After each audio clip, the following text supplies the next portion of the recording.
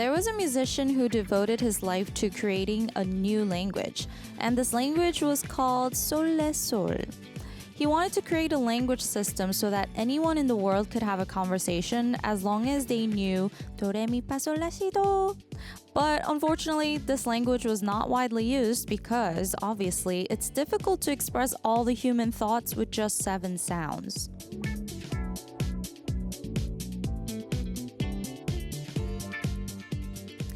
Nevertheless, there was only one reason why he worked so hard to create this language until the moment of his death. He wanted all mankind to communicate like they were singing. His challenge failed, but we can still communicate.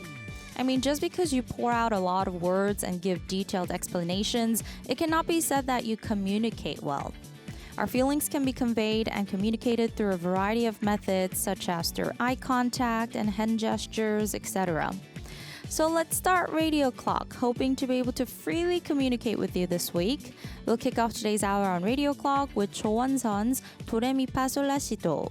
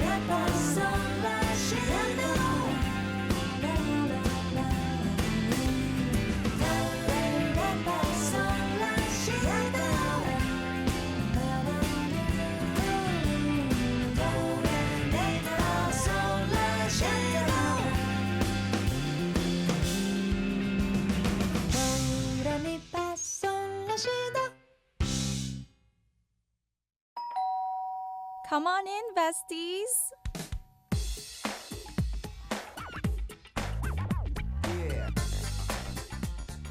Welcome back to Bestie Time, besties, and happy Monday. It is May 13th, 2024, and I hope you guys all had a splendid weekend and are ready for a new week ahead. Also, happy Mother's Day to those who celebrate. It was Mother's Day yesterday, so if you're a mother listening, sending you love and just want to say you're doing great and I'm proud of you.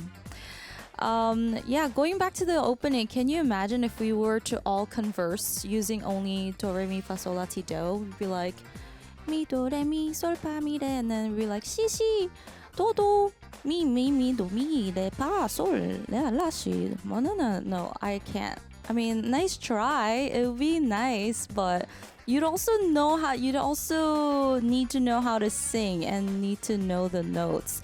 So I can't imagine what that would be like. Also, besties, make sure to send any song requests you have for me to the send message board of our website, or you can also email us at a.radioclock.2022@gmail.com. I know you guys have a little more work to do now because we have bestie time and we also have Would You playlist with us on the weekends that need your participation, but if you loved me, you would send messages, okay? Thank you. All right. Our message today is from... Okay. It's from Ashmai. Hello, Ashley. I'm Jiwon. Oh, hi, Jiwon. I always stop what I'm doing at 3 o'clock and listen to the radio. Radio clock has become a routine. You're doing well, and I hope you'll always cheer up. I hope we can see each other for a long time without getting sick. Originally, I was gonna request Here We Are, but I think you'll be embarrassed if I request this song. Honestly, I haven't been able to tell you, but these days, at some point, I've become more inclined to lean on you without realizing it. But because of my personality, I can't tell you these feelings. So I'll request a song, 이지영's 기대도 돼요. You can lean on me. Always fighting. Thank you, Jiwon. Yeah, just like the title, you can lean on me and our besties as well. We're going to listen to the song and we're going to meet our guest for Tea Time Monday, who I'm very excited to meet. I feel like I'll learn a lot today because we have an interpreter coming in for Tea Time Monday. So we'll meet with her in a little bit. But first, please enjoy the song, 이지영 from Big Mama's 기대도 돼요. You can lean on me.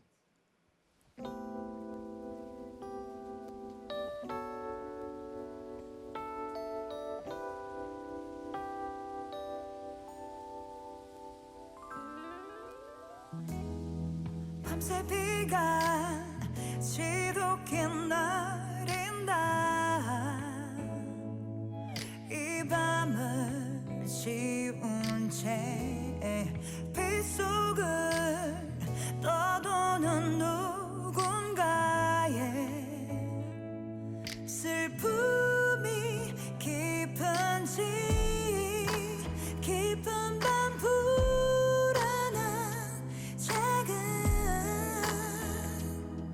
내 노래가 위로가 된다면 노래할게.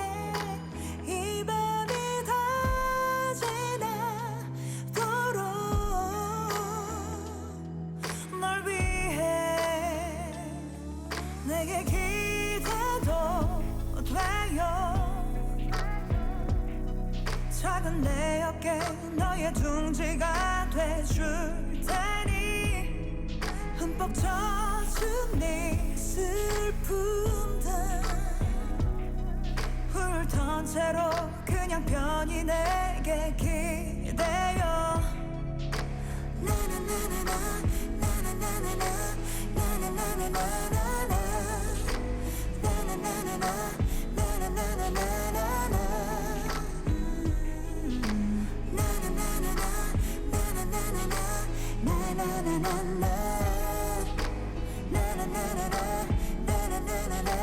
my friend. 깊은 밤을 삼킬 듯 쏟아지는 빗소리가 슬프다 참 미친 듯이 흐르고 또 흐르는 네 눈물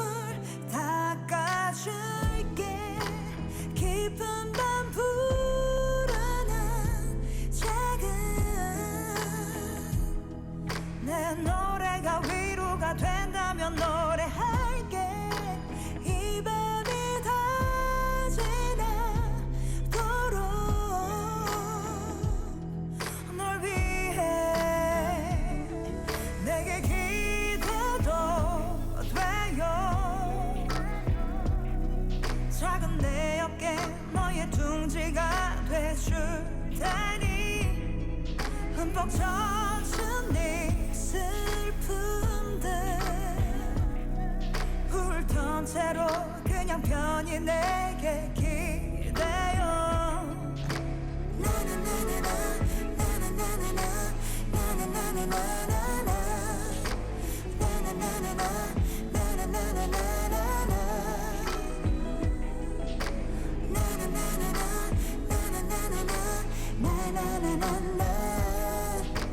나나나나나나 나나나나나 My friend 쏟아지는 이 비가 그칠 때쯤에 그대의 슬픔도 끝날 거야 그때까지만 편히 쉬어요 내가 그 대신 더 돼줄게 나나나나나 나나나나나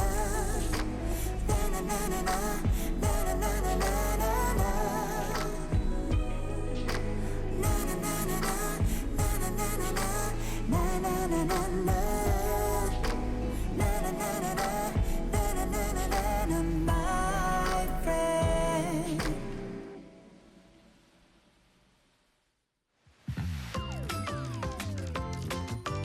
Radio Clock airs both on TV and radio at 3 p.m. KST every day. To listen to our show, download the ARIRANG Radio application from the App Store. If you're in the Jeju area, tune in to 88.7 in Jeju City, 88.1 in Seogwipo City, 101.9 in the Daejeong area. Or you can join our YouTube live stream on ARIRANG Radio K-pop channel. Missed out on our live show? Don't worry, you can watch or listen to the rerun on TV and radio. Rewatch the fun moments on TV at 2 a.m. KST from Tuesdays to Saturdays and at 3 p.m. KST on Saturdays and Sundays. You can also enjoy the radio rerun at 6 a.m. KST every day. Don't forget, there are also exclusive episodes at 3 p.m. on Saturdays and Sundays only on radio.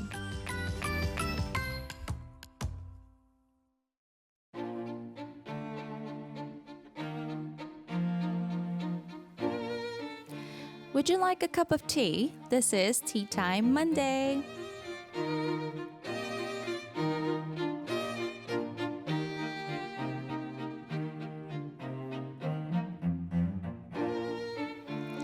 This is Tea Time Monday, where we invite guests from all different areas and fields, and we get to know them a little better. And today we talked about communicating in the opening, and we have the perfect guest for that. We have an interpreter named Cho Joo-yeon in the studio joining us. Welcome. Hello. Hi. Hi. Thank you so much for having me. You have a little, really cool and cute little studio here. Thank you. I'm glad you like it. I do. Can you look at the camera and introduce yourself to all of our Sure. listeners? Hi, everyone. My name is Joo-yeon, or you can call me Mari, and I have been working as a conference interpreter for the past 12 plus years. Wow. It's an honor to be here today, and I'm looking forward to the discussions we'll have. Woo! I feel so chill and lighthearted today because I don't, she's gonna express herself and communicate with you guys way better than I can. So I'm just like, okay, take it away. I haven't felt like this in so long. And so thank you for joining us. I know you're very busy, but you still made time for us. So thank you. No, thank you for having me. And we're going to begin with Tea Time Monday. So first, can you tell us which tea you chose? Yes, I chose, the name is horse bean tea. Horse bean. Yes, it's Huh. 작두 콩차 in Korean, but I chose it because I'm into like beans and nuts and everything, a lot of vegetable protein. But I hadn't tried this type of tea before, and I wanted to taste it. Do you like it? I do. It's really savory and nice. Oh, nice. Yes. I'm glad. Okay, I chose uongcha burdock tea, and it's delicious.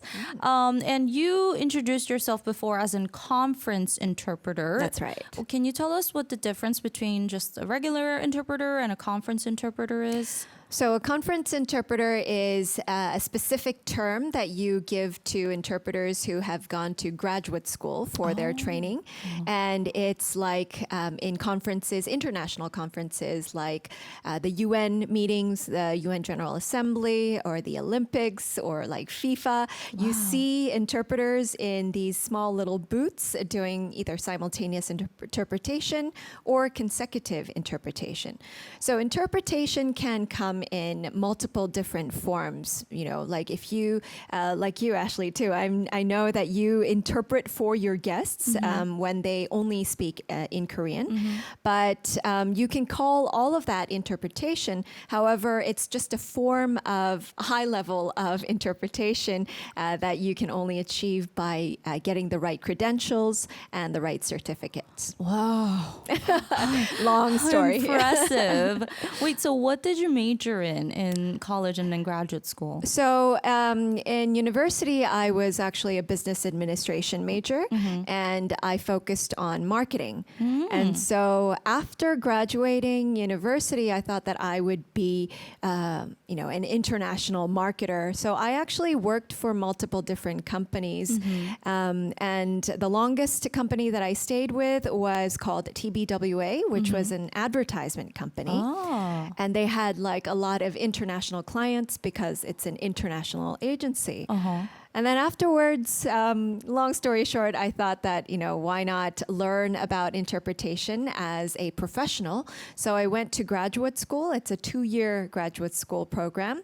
And during graduate school, it was very focused on high levels of interpreting that can be actually used for international conferences. Oh, wow. So you learned to interpret from like English to Korean or Yes. Korean to English? That's right. We call it your A language and B language. So if you have your mother tongue, it will be called your A language. And then if you have your secondary language that you acquired after you were born, then you call it your B language. Some have C language, D language, and the list goes on. So you said you've been working as a conference interpreter for like 14 years? Yes, exactly. So after graduate school, so officially after that, it's my 12th year. However, before when I went to different companies, I was always coined as the girl that was like, oh, remember that girl that lived overseas for a long time? The girl that speaks good English? Bring her over and give her some interpreting to do. So a lot of the companies that I worked with were actually global companies, but nevertheless, they always told me to interpret for something or do some translation work. And so that's why I thought, if I'm going to do this, well, let's do it professionally. Oh, wow. So after I guess then for normally after you graduate and you're looking for jobs, are there a lot of interpretation and like translating professions? Yes, so it can be actually divided into two because you can either work freelance like myself and get work from here and there, various different clients, or you can work for a specific company and become an interpreter, an in-house interpreter at that company. So one of the biggest delivery and small products company in Korea actually has a huge interpretation team. So they hire interpreters round the clock. And like that's for a lot of different languages, right? Yes, but mainly in Mainly English. English. Yeah. Oh, do you speak other languages as well? I do, not professionally, but I have lived in Europe for a long time of my life. So I do speak French and German. Wow. German, I can get by. So I can order food and I can live in Germany without, getting myself in trouble, but not for conference interpreting, no. Wait, so how many years did you spend in each of these countries? Yeah, so I lived in Belgium for about 8 years. So a little little less than 8 years. And then I moved over to Germany, and that was around 3 years. And then after coming back for high school, I lived in Korea for 3 years, and then went over to the United States to North Carolina for my undergrad studies. Oh, so you lived in Belgium as a child? Yes. So I started off in Belgium even before elementary school. So when I was in kindergarten, my parents and I moved over. Oh my gosh, you must have had so much good Belgian chocolate. Oh, definitely. The first thing I thought of. I actually went to one of the factories of Belgian, like a very famous Belgian chocolate manufacturer, and I was able to actually make my own pralines. So jealous. I know. Chocolate is not chocolate until you've had some Belgian chocolate. I know. Wait, so what was it like growing up in Belgium?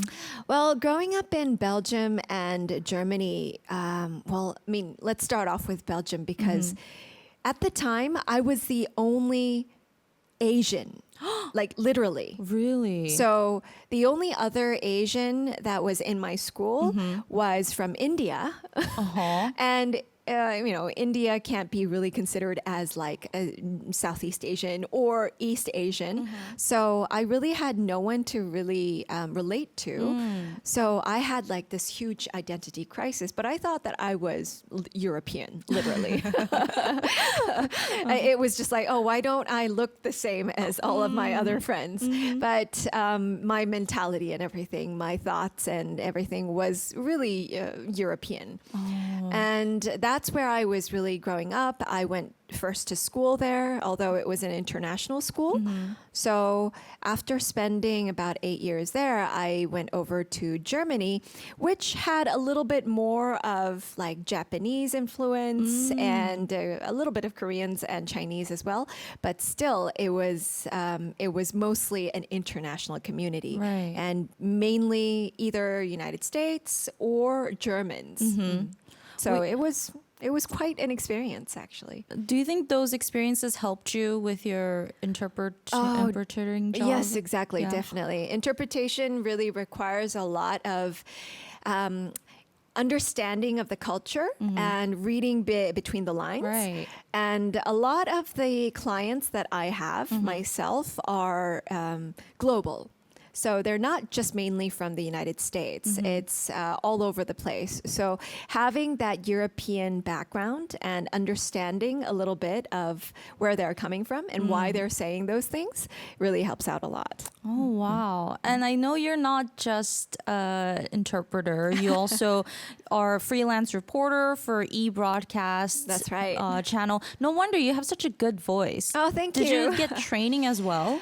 Well, that's a long story too, but I did not speak Korean. Well, hardly any Korean when I first came to Korea. That was in high school. Yeah. And my mother is one of those tiger moms. Like she could not bear the fact that her daughter had like a really bad Korean accent. So actually, I went to one of those training academies for announcers and anchors when I was in high school. In high school, yes, with school at the same with time? school at the same time. So during summer vacation, I would actually go to those agencies to really brush up on my overall speech, enunciation, pronunciation, both for English and Korean. So what is your mother tongue? I say after I went to grad school, I say I have no mother tongue. What? No, I mean, when you were an infant, like when you were a baby, That's your right. parents must have spoken Korean to you, That's right? right, yes.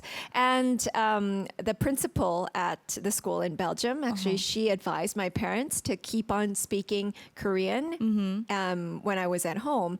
But that's not really enough to get you past, school and everything. Because Right. I actually started elementary school in Belgium in English. In English. So I mean, like my accent was really off. My Korean was really weak as well. But then again, I wasn't born into English, and my family doesn't speak English on a day-to-day basis. So sometimes I really do wonder what my mother tongue is. I think like listening wise, Yes. Korean was first for you. It was first. But then like speaking and then studying and getting to a certain level, English was English, first. for so sure. I think the first couple of words that kind of I blurt out in a shocking situation or in a surprising situation is English. English. Oh. But then again, because I have spent a lot of time in Korea afterwards, now I kind of think when I'm just doing nothing, and sometimes I think in Korean. Oh. But then again, I dream in English too. Wow. So it's like all mixed. Yes, definitely. I mean, but it's a blessing to be able to of be course, fluent in both the languages.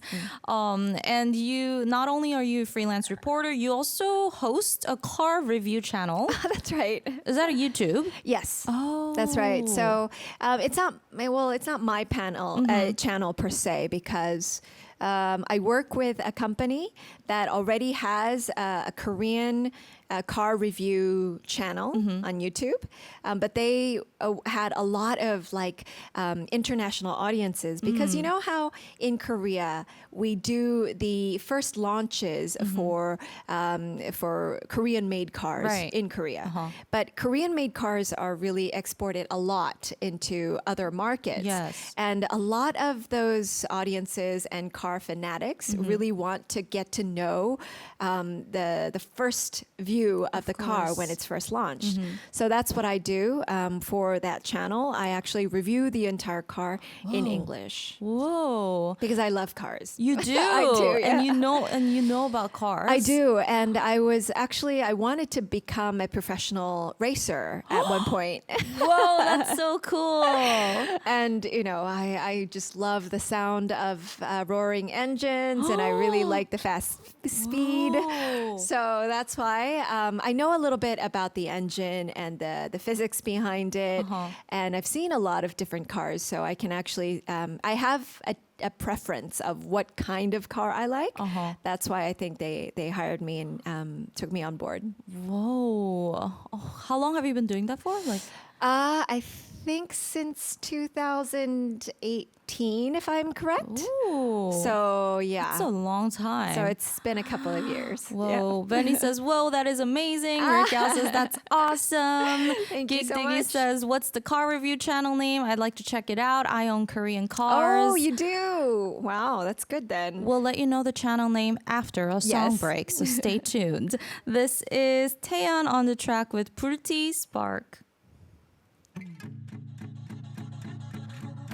불어 후후 빨간 불태야 내 마음도 너 같아 타오를 듯 위험한 살포신을 눌러 덮으려 해봐도 꺼지지 않는 너를 어떻게 해야 하나 열일 줄만 알았던 그 작은 온기 속 뭐를 감추고 있었니 내 안에 내가 많아 온 밤이 소란한데 혹시 내 말을 들었니 이제 타이밍이야 눈 뜰 새벽이야 불티를 깨워 더 타올라라 후후후 꺼지지 않게 불띠 붉은 채 더 크게 번져 지금 가장 뜨거운 내 안에 자꾸 작은 불티야 불티야 꺼지지 말고 피어나 불티야 불티야 새벽을 훨훨 날아가 새 불티야 불티야 춤추듯 온 몸을 살라 새 불티야 불티야 꺼지지 말고 피어나 이 까만 어둠을 동그란 네 밝혀 내 앞을 비추는 너 어디든 갈 수 있어 세찬 바람을 타고 또 올라내려보면 우린 이별의 여행자 어제 길 위에 넌 꿈만 꾸고 있었지 작은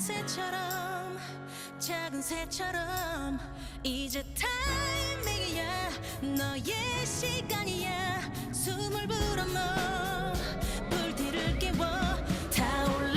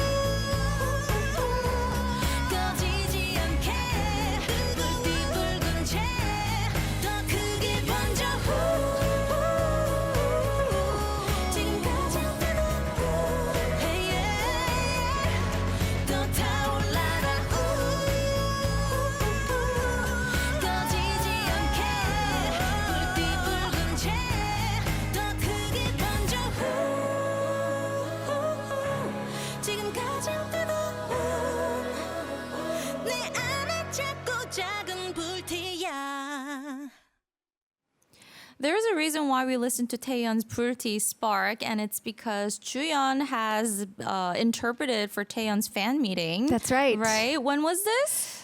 I think it was in 2019. 2019. Was it in Korea? Yes, it was. Oh, and it was broadcasted globally. I don't think it was broadcast, but it was actually inviting a lot of fans from the Southeast Asian region. So that's why they needed interpreting. So you were there with the mic also and interpreting? No, I was in the booth. So people who wanted to hear what everyone was saying, they had those ear receivers Whoa, on. that's so cool. I've So- never experienced that. Really? Yeah. So we had more languages actually. So we had like Japanese, Chinese, and Korean and English. English. Yeah. Oh, so they could choose which language they Yes, wanted. definitely. Yeah. Oh. So I think it was right before COVID. Uh-huh. So that's why people still were traveling and they were going back and forth. And it wasn't like live broadcast like we do these days. Uh-huh. But I think that was probably one of the last moments when people actually came over for Right. fan meets. Were you nervous?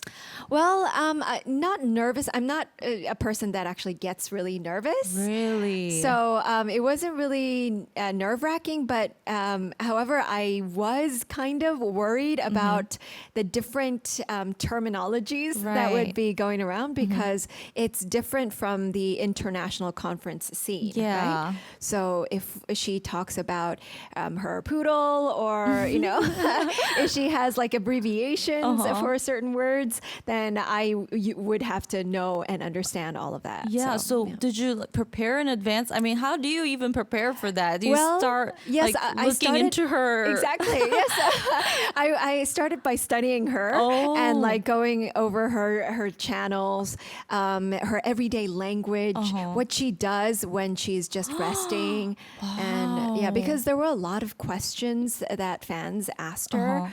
And she Like had more like personal questions? Yeah, exactly. And so that would be something that I had to know. Oh my God. So a lot of research goes Yes. into it. Yeah. Oh man. Wait, we promised our listeners we would tell them the name of the channel. So Oh, can you yes. tell them the name. So if it's okay to disclose, it's Motograph World. So Motograph, that's one Motograph word, World. and it's the World channel. Yeah. And Rick Gal said, has she ever driven in a track? She has actually. She Yes. enjoys I do. fast cars. I love going to the track and the circuit to actually experience extreme driving. I actually started when I was really young. So What? Yes. How? I mean- so go-kart racing is what you actually start off with. Yeah. You know how like Formula One drivers, Yeah. they start when they're like 3 or 4 years old. Wait, they do? Yes. What? Exactly. I mean, So- do they do it because they want to, or their parents are like, hey, drive this fast? Well, I think it's both because they're so wow. into cars and they really like driving. They have good motor skills and they're good at sports. So they start very early on. The reason why they do that is, you know how you immediately, you were talking during the break that you don't have a license my yet. license, yes. But when you see a corner coming up, or if you see something in front of you, you immediately Press the brakes or step on the brakes. Yeah. But when you're that little, you press the brakes or you push a step on the brakes almost all the way close to that corner or close to whatever the obstacle is in front of you. And that's the way to actually get a really fast lap time. Oh. I'm like, what? So for me, I started when I was like, I think 11 or something, and it was already too late. So my motor skills and my body already was used to being afraid of something, being afraid of a crash. So I would be stepping on the brakes way too early, and my lap time wasn't good enough. Well, do you know how to drift? Well, I learned. You were going to say, of course. I learned how to. I'm not the best drifter. There are people who are just like super good at drifting. But mainly because I love my car and I don't want to waste my tires. So yeah. Oh wow! So if you go to the arcade and play those racing games, you must come in like first place. No, but I mean it's a different thing with it like is? gaming. Unless you're in the driver's seat and you're actually doing that to drive. I mean, I might be a little bit better than most people, but it's people who are on the game every day probably would have a better record than me. This is so cool. Yeah, Rick, I was like, oh, Ashley found her driving teacher. Yeah, I mean, we have so many car questions, but we gotta we gotta move on. Yes, we Maybe can't for just talk another about time. this. They were like, maybe we need to invite her again for like a car segment. Yeah. But anyways, you said you don't get nervous at all, no matter what the setting is, like professional, corporate events, international events. You've never been nervous? Not really, because I was in theater when in my past life. Girl, you did everything. So I think that during theater, like my how to project the voice and how to not be nervous on stage was one of the bigger things that I really learned during theater. And I guess that, everyone has a little bit of butterflies in their stomach at any given point, but I know how to enjoy that little nervousness. Yeah, like 무대를 즐기는 Yeah, type. exactly. You enjoy. Yeah. Wow. Do you have other talents? Like, do you also sing? Do you also like dance? Do you play an instrument? I'm a terrible singer, so don't make me Really? sing.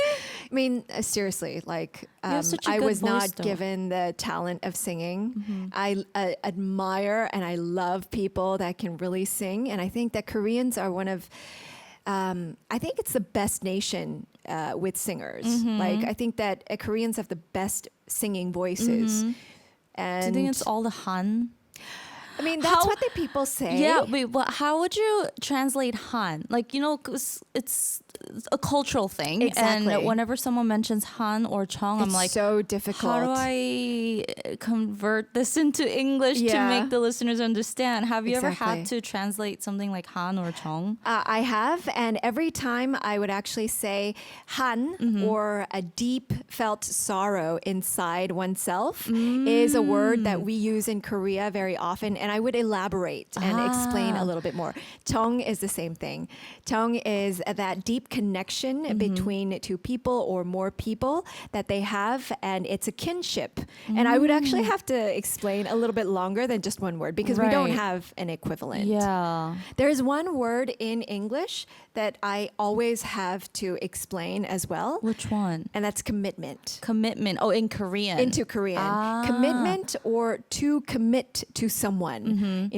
If it's not talking about I have to commit to this job. Then it's a bit easier because you can use other words. But you know how in a relationship between Yeah. people, We're in a committed he's- relationship. Exactly. He's very committed to her. Does not translate into Korean the same way. Yeah. So what do you say? I elaborate once again. I say 끈끈한 관계 or 헌신 or 약속. Oh. So depending on the situation, I would actually like change it up. Oh, okay. I gotta Yeah. remember that. Commitment, 헌신, 끈끈한 관계, 약속. Yes. Good memory. Which one is harder for you? Translating from English to Korean or Korean to English? Wow, that's usually I would say that Korean in itself is very dense. Oh. Especially if you get to like a high level of, like political speech or opening speeches. It's very difficult because they're only like one very long word, but we have Right. to explain in sentences, multiple different sentences when you're interpreting into English. So in that sense, sometimes because you have to catch up a lot, it's very difficult. But then again, when you have really, really good English speakers, sometimes it's really difficult to convey that into Korean in the same level. I know, and If at the they're- same time. Exactly. If they're very emotional emotional or very persuading. You want to actually relay the same kind of emotion into Korean, but sometimes it just doesn't work. Because you said when they're like a really good speaker, it's harder to interpret. Do you have anyone that comes to mind when you think of like, okay, this person gave a really good speech? Well, I mean, I'm not sure if this person is so famous enough, but there are a lot of like creative directors who like to explain themselves and their next project in beautiful, beautiful language. But then because it's scripted and they know what they're talking about, and if you don't have the script, because they're actually doing it off memory, but you don't know what they're going to be saying. But if it's at a certain level, it's very difficult. They don't give you the script in advance? Some do. But some don't. Some are like, oh, well, it's all in my head and I haven't written it down anywhere. Oh, wow. Yeah. Then you have to really play it by ear. Play it by ear? Yes. What? When everyone's listening and... Yeah. I mean, so but much- then these days you have a lot of resources online and you can actually like research them and see any similar talks that they have given. And that's how you play it by ear. Oh, all right. Yeah. Okay, I'm learning a lot. We're going to take a little song break. This is 악뮤 on the track with 외국인의 고백, The Love of Foreigner. Yeah, this is song for you.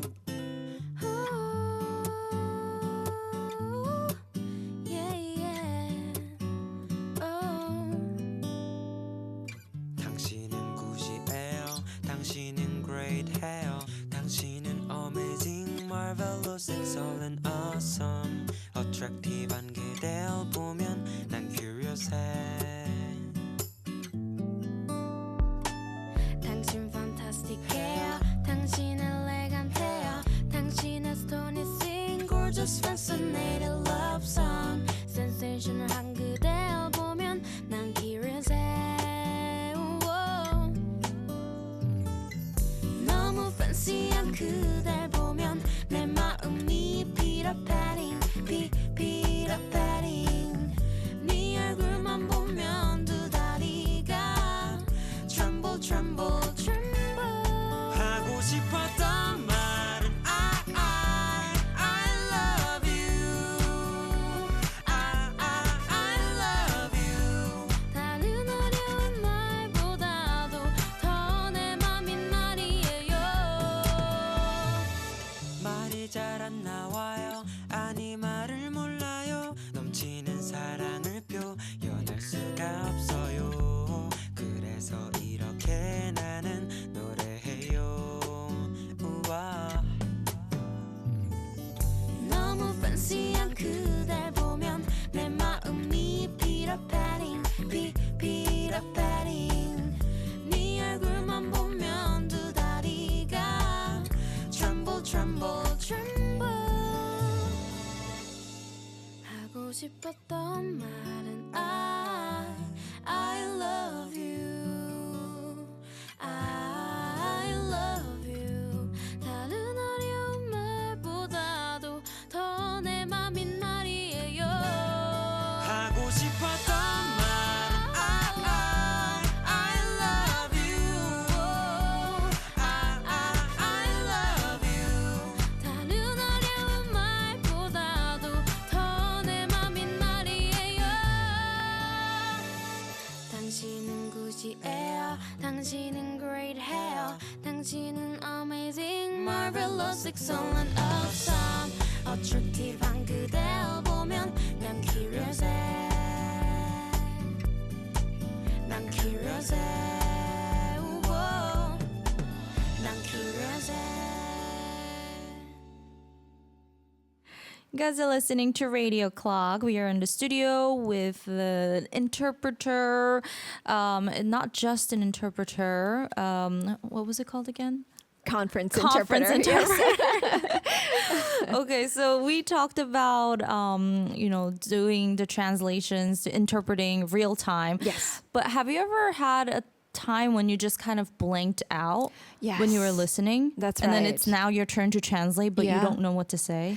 That's why we actually go into the simultaneous interpretation booth in twos, in a pair. Oh my gosh. So we actually switch off with each other every 15, 20, 30 minutes at a given time because it's so draining on your brain and It it's is. such a big burden that sometimes you just really like kind of everything goes white and you don't really know. And so your partner will actually have to help you out or switch with you. Oh my That's- gosh. Yeah. Oh my gosh. I'm so glad to hear that you have a partner. I know Yes, you're doing all definitely. of this on your own. And usually when you translate, what's like the longest you've interpreted for? For simultaneous interpretation, I mean, it can go on for like an entire day or even multiple days. For consecutive interpreting, which is like with just one person and then you speak after a certain, paragraph or a few sentences. Kind of like what Bong Joon-ho did? Yes, Oh, okay. exactly. So those interpreters, also for like Lee Jung-jae on a very famous live show, he actually took his interpreter with right. him. That's called consecutive interpretation. But a lot of my clients actually just rely on me way too much. And there was a reporter who actually recorded this and was like, is she going to make it? Because it was like 5 minutes. And then I had to interpret like all of it. But we do have these notepads Notes, that we okay. use. And I think it was like 10 pages had gone by. So, But you yeah. did it. But I mean, I think that because it was about cars too. Oh, I think okay. that I knew where the speaker was coming from. I knew the entire flow, and it was like a Q&A session, a press briefing, and I didn't want to cut him off because he was in the flow. He was like really going, and he was really into the mood and speaking about it. So I just let him go, and he finished after over 5 minutes, I think. Wow, we need to see how you take notes Yes. because I need some tip. Because sometimes when my guests You do, talk about, exactly. I'm like, Yeah. But then I look back at it sometimes like, wait, what did I write here? Like, what was I trying to say? So That's right. she brought her notepad today, and she's just gonna show us kind of like the best way to take notes Yeah. while you're interpreting, I guess. Yes. So yeah, take it away. Well, I mean, like I should have probably brought one of my notepads to show you, but no one will actually be able to understand what's on there because it's always your personal symbols. Right. Every interpreter has the same kind of symbols. And just to show you, we usually like fold the paper or the notepad in half because we actually like to use it in different segments. Oh. So, for example, economies around the world are plummeting. And the presidents of the countries are Wait, what? speaking that they will want to boost the economy and add to the livelihoods. And this is basically what I would be doing for those couple of sentences. So this for me is economy. So it's a big capital letter E with a squiggle in the middle. So I can actually know that it's not just the letter E, but economy. And then around the world or globe is kind of like this figure. For me, it's like my planet. And then if you say around the world, I actually have these arrows going around showing that it's around the world. Wow. Or if you say global, then I would say this and I would attach a little G to it. Wow. Tigger says, those look like crop circles. Seriously, if anyone stole your notepad or whatever, they would have no Really? idea what you wrote about. I mean, like sometimes, like if I say livelihoods, I would actually shorten it and say lively and add it. But apart from those couple of letters or words, I would just have symbols all around. Wow. Yeah. What about for like car related topics? Do you have some symbols that you made up? Yes, I I have my own little car so that I can draw it really fast. I mean, I'm not the fastest writer or speaker, so this is my little car. That's cute. Okay. And then I would have different designs, and then I would have like a little flashy thing if it's a design. And then if it's like either fast, then I would add little lines to it to show that this is going fast. If it's new, I would say that it's a new car. Flashy signs on top. Yeah. After your gig, you must just go home and faint. You just must sleep like a baby after all the concentration and brain energy you use. Definitely. I mean, like, we interpreters always say that we have a brain freeze after our gigs, but it really helps with, just a little bit of alcohol or Well, that's a relief. a bit of chimek and stuff, because it's a big burden on our brains, and it's quite a hefty load. Yeah. Well, it's already time to say goodbye, unfortunately. Already? Do you have Yes. any words of advice you'd like to give to people who want to become an interpreter one day? Well, I personally think that interpreters are not just relaying words into A language or B language. I think that they have to be communicators, and that they have to provide solutions to other people who can't speak that language.